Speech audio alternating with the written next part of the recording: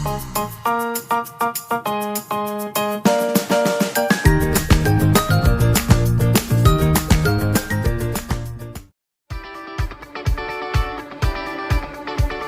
bagaimana Islam masuk ke Provinsi Jambi. Jadi kita telusuri ya Cindy ya, kalau masuknya Islam ke Provinsi Jambi, itu kita telusuri dulu bagaimana masuknya Islam itu ke Indonesia, ke Nusantara. Ya, semua sumber itu hampir sama ya. Kalau masuknya Islam ke Nusantara, baik itu ke Jambi maupun ke Palembang, itu pertama melalui berapa faktor, ya, faktor perdagangan, faktor perkawinan, ya, faktor perekonomian juga, dan juga adat istiadat. Itu ya, itu kalau faktornya. Masuk ke sebuah teori. Nah, teori masuknya Islam ke Nusantara itu juga banyak juga. Ada teori Gujarat dari India, ada teori dari Cina, ada juga dari teori dari Persia, ada juga dari teori dari Arab. Ya, jadi masih banyak teori. Keempat teori ini masih ada perdebatan di kalangan para tokoh sejarah. Tapi Buya Hamka itu lebih menekankan bahwa masuknya Islam ke Nusantara, ke Indonesia, termasuk ke Jambi lah ya, itu melalui teori Arab. Ya, melalui orang-orang Arab, karena Islam itu kan turunnya di Arab, ya, itu kan masuk logika kan, turunnya di Arab, ya. Kenapa kok bisa ada namanya teori Gujarat, Pak, teori India? Nah, itu orang Arab yang bermukim di India menyebarkan Islam di sana, lalu dia dari Gujarat menuju ke Nusantara. Ya, makanya dia dibilang teori Gujarat, teori India, dengan membawa perawakan orang India, perawakan yang kadang dia menetap di India, padahal dia asalnya juga dari Arab. Begitupun juga dengan teori Cina, ya, dari jalur sutra, ya, melalui Yunan, provinsi Yunan, dan ke Nusantara. Jadi dari keempat teori tersebut masih terjadi perdebatan. Tapi Buya Hamka itu lebih menekankan kepada bahwa teori Arab, ya, teori Arab, ya, teori Arab. Itu dari berbagai macam teori ya. Jadi kalau kita bilang bagaimana masuk Islam ini ke Provinsi Jambi, ya itu secara spesifik. Kalau secara umum itu hampir semua, artinya sama semua. Ada dari faktor perdagangan, ya. Orang Arab itu datang ke Indonesia ini kan melalui faktor perdagangan. Karena dulu di Indonesia itu di Selat Malaka ya, di Selat Malaka, perbatasan antara Malaka sama Aceh, dulu kan tempat jalur perdagangan ya, yang paling besar ya di Selat Malaka itu. Ya, bahkan kerajaan Islam pertama itu Samudra Pasai itu di Aceh ya, karena tempat singgahnya para pedagang, termasuk juga pedagang-pedagang dari Arab. Ya, itu dari faktor yang namanya faktor perdagangan. Ya, kalau dari faktor perkawinan mungkin orang Arab yang kawin bersama orang pribumi. Dari faktor sosial budaya juga membawa adat istiadat budaya Arab itu ke Indonesia, seperti itu. Nah itu, jadi kalau dari faktornya itu seperti tadi 4 faktor tadi, dan juga teorinya tadi ada beberapa teori tadi. Nah ya, ada beberapa teori tadi. Nah, kalau bicara Cindy dan kawan-kawan yang tadi bagaimana Islam masuk ke Jambi ini, ya, masuk ke Jambi, ini kita harus lihat dulu sejarah di Jambi itu seperti apa. Kita ini kan yang namanya Melayu itu Cindy, Melayu ya. Melayu itu berasal dari kata Moe en Layu. Ya. Oh ya, Moe en Layu dari bahasa Cina ya. Moe itu adalah pertama, Layu itu negeri. Ya, negeri pertama. Jadi ketika berasalnya dari bangsa Austronesia. Bangsa Austronesia itu salah satu suku bangsa itu di Yunan, provinsi Cina. Ya, mereka tuh hobinya memang berlayar. Ketika dia pergi berlayar, mereka terdampar di pesisir pantai di negara Thailand. Ya, lalu mereka bilang, Moe Layu, ini negeri pertama yang kita duduki. Itulah munculnya asal kata Melayu. Ya, jadi Melayu itu asal usulnya itu bukan Islam. Ya, memang kalau kita bicara Melayu itu identik dengan Islam. Ya, Melayu itu identik dengan Islam. Ya, orang Melayu itu pasti Islam, orang Islam pasti Melayu kalau di Jambi ini ya. Asal usulnya Melayu itu bukan Islam kalau kita lihat. Ya, kalau dari sejarah tadi ya. Oke, dari sejarah tadi. Melayu itu mengklasifikasikan ada 2 lagi. Ada Melayu Proto, ada Melayu Deutero. Ya, Melayu Proto itu Melayu tua, Melayu Detro itu Melayu muda. Jadi Melayu yang memang yang sudah modern itu Melayu Deutro yang memang menerima filter keagamaan Islam. Jadi asal usulnya Melayu itu sebenarnya bukanlah Islam, tapi mereka itu tidak punya mereka itu menganut yang namanya aliran kepercayaan, animisme dan dinamisme. Nah, setelah masuknya Hindu Buddha di Indonesia, kan yang pertama kali kan yang masuk agama itu kan Hindu Buddha. Kita lihat kan punya namanya Kerajaan Sriwijaya. Ya, sebelum Samudra Pasai, sebelum Kerajaan Demak itu Kerajaan Sriwijaya.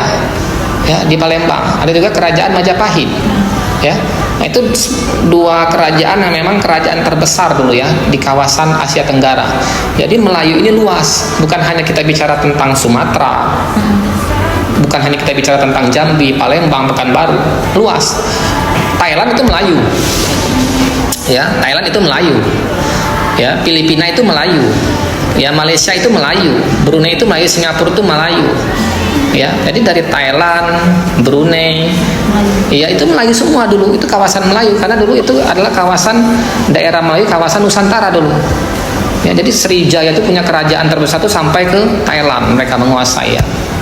Nah, baru setelah mereka runtuh ya diserang oleh bangsa Mongol dan Islam pun berkembang ketika abad 7 dan 13, mereka mulai hilang masuknya Islam ke Nusantara tersebut, mereka mulai meredup.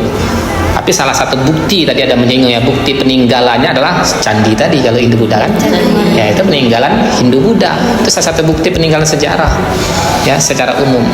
Nah ya, jadi mengklasifikasinya Melayu itu dulu sebenarnya ada Melayu Proto, Deutro terbagi ya. Mereka menganut aliran kepercayaan, baru menganut agama Buddha, Hindu, dan akhirnya menganut agama Islam. Menganut agama Islam, yang berkembangnya Islam. Nah, seperti itu.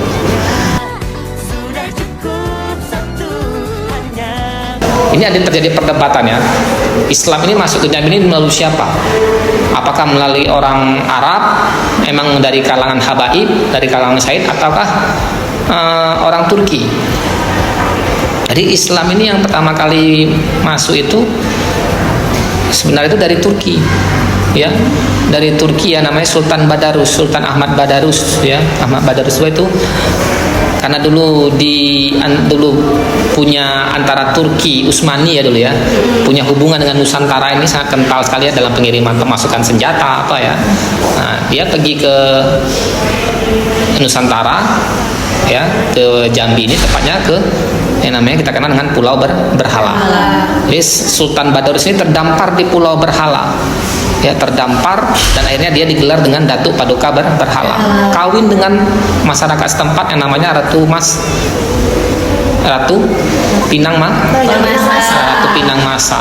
Ya, jadi istilahnya dia sudah membawa yang namanya simbol keislaman. Sultan Badarus tadi simbol keislaman sudah dibawanya. Ya, Sultan Ahmad Badarus dari Turki kawin dengan Ratu Pinang Masa ya. Nah, dia terdapat di Pulau Berhala, jadi namanya Datuk Paduka Berhala.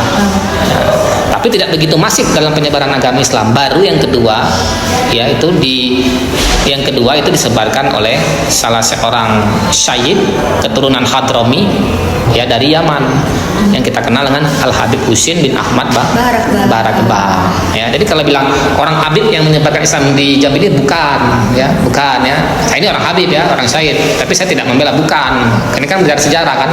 Karena orang Turki Ahmad Badarus itu yang dikenal dengan Datuk Paduka Berhala. Baru diperkuat lagi dengan Al Habib Husin bin Ahmad Barakbah yang menyebarkan Islam karena dia ahli fikih juga, ahli tasawuf. Nah, seperti itu ya, baru Al Habib Husin bin Ahmad Barakbah itu. Nah, bicara tentang Melayu di Jambi ini memang sukunya Melayu ya, suku yang paling kental itu Melayu ya, paling banyak ya. Kenapa? Karena kita ada namanya lembaga adat Melayu ya, lembaga adat Melayu. Jadi di Sumatera ini lembaga adat Melayu ini baik itu di Jambi, Palembang, Pekanbaru itu sudah ada ya. Di daerah Sumatera saja khusus mungkin ya banyak ya. Nah, Kenapa? Ada lembaga adat Melayu untuk melestarikan, menjaga tradisi-tradisi Melayu tersebut, ya. Jadi Melayu memang ketika dia menerima Islam memang dia sudah kental, memang sudah menyatu dengan keislaman. Ya, itu Melayu. Terutama di Provinsi Jambi ini kan, Provinsi Jambi ini termasuk basis Melayu terbesar juga. Nah, itu ya. Nah, adat Melayu itu seperti apa, Pak? Itu seperti yang peninggalannya yang masih ada seperti silat. Itu kan silat. Iya, silat ya, silat untuk menyambut pengantin ada di Jambi seberang itu mungkin masih ada ya. Itulah adat Melayu, ada silat Melayu. Itu adalah tradisi Melayu juga. Ya, silat menyambut pengantin ya, tapi tidak pakai bertengkar-tengkar pakai peda ya. Itu silat ya. Yang kedua tuh kompangan juga. Kompangan ya. Kompangan itu juga dari adat seni Melayu juga. Makan dengan memakai nampan itu adat seni Melayu juga ya. Sloko atau pantun bersambut, nah itu bukan adat Melayu juga yang masih sekarang ini masih budaya masih terus dilestarikan ya, pantun atau sloko, nah seperti itu. Dan juga dalam segi etika Melayu ini bangsa yang paling sopan santunnya dijaga ya. Oke ya. Pasti Melayu ini paling menjaga sopan santun, baik itu dalam hal berpakaian, ya styles, ya fashion, ya, dan juga tingkah laku. Ya. Ya, itu tinggal laku ya. Seperti misalnya kalau kita duduk di sini, misalnya kita duduk ada orang tua, itu tradisi Melayu sebenarnya ya. Kalau kita duduk itu orang tua duduk, ada anak muda jalan, orang-orang muda jalan, kita nggak boleh, kita harus jalan menunduk ya, seperti ini ya.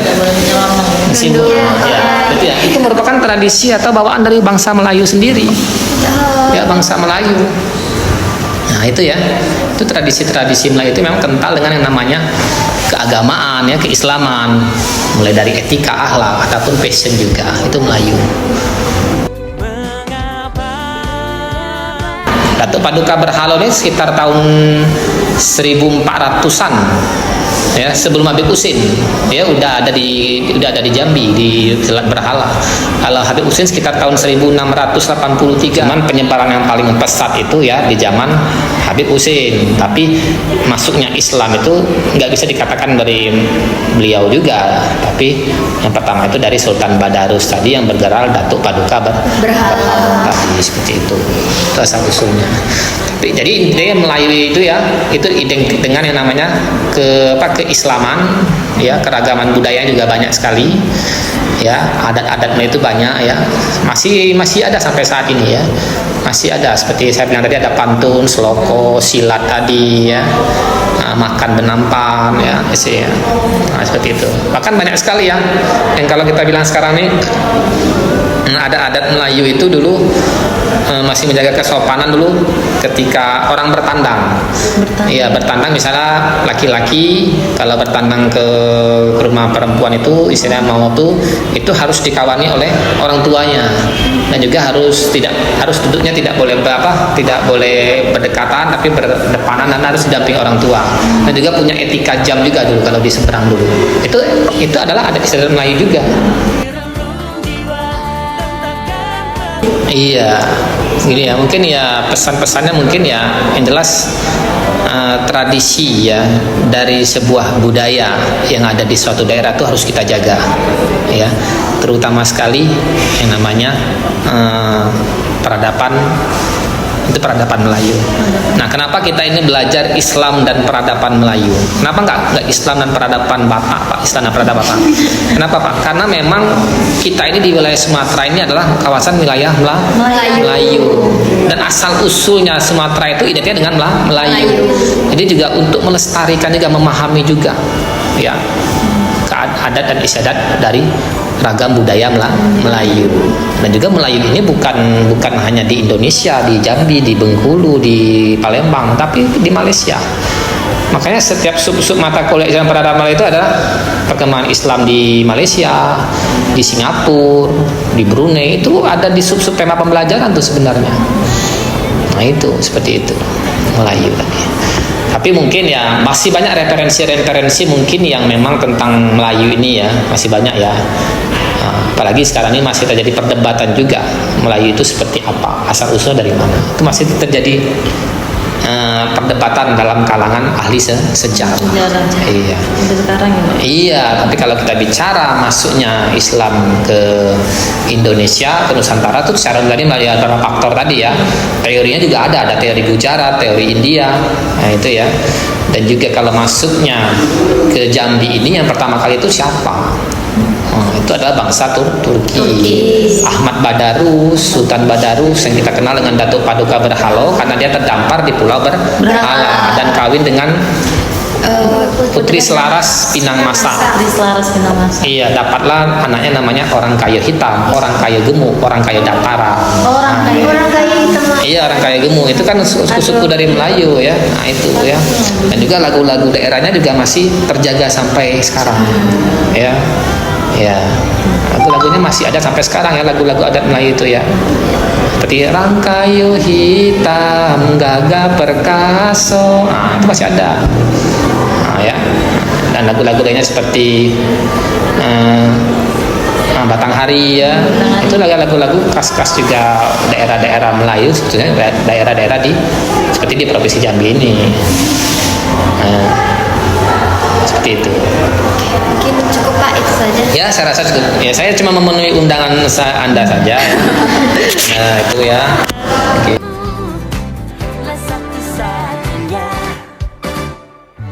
Kamu bilang kamu berubah, dulu kurus sekarang gajah. Aku bilang semua